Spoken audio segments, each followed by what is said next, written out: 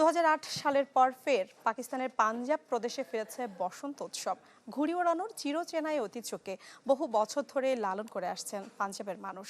ফলে বসন্ত উৎসব ঘিরে ফের আকাশের রং বেরঙের ঘুড়ি ওড়াতে পেরে খুশির সীমা নেই বাসিন্দাদের।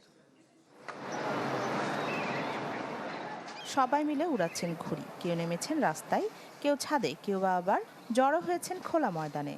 তাদের চোখে মুখে খুশির উল্লাস। দীর্ঘ 1.5 যুগ পর একসাথে এত ঘুড়ি ওড়ার দৃশ্য দেখা গেল পাকিস্তানের পাঞ্জাব প্রদেশের আকাশে। বহু পুরনো ও ঐতিহ্যবাহী বসন্ত উৎসবে পাঞ্জাব যেন হয়ে উঠেছে এক টুকরো ঘুড়ির রাজ্য। তবে ইসলামাবাদে বোমা হামলার বহু মানুষের প্রাণহানির পর কড়া নিরাপত্তার মধ্যে বেশ নিয়ম কানুন মেনেই এতে অংশ নিচ্ছেন আমোদপ্রিয়রা।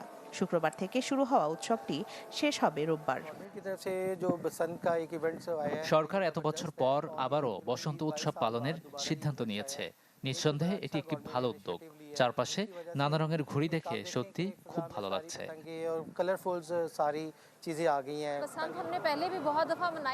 বহু বছর আগে আমরা বসন্ত উৎসবে ঘুড়ি উড়িয়েছিলাম।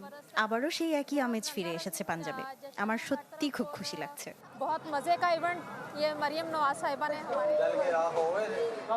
পাঞ্জাব প্রদেশ নিষেধাজ্ঞা প্রত্যাহার করলেও আপাতত রাজধানী লাহোরেই সীমাবদ্ধ আছে ঘুড়ি উড়ানোর এই উৎসব। আমি ভরসা রাখি হিরন স্মার্ট ওয়াটার পিউরিফায়ারে।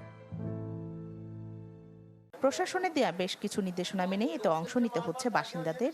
নিষিদ্ধ করা হয়েছে ধাতব বা রাসায়নিক প্রলেপযুক্ত সুতোর ব্যবহার। ঘুড়ি ও সুতো শনাক্তকরণের জন্য চালু করা হয়েছে QR কোড। বাধ্যতামূলক করা হয়েছে সুতো ও ঘুড়ি উৎপাদক ও বিক্রেতাদের নিবন্ধন।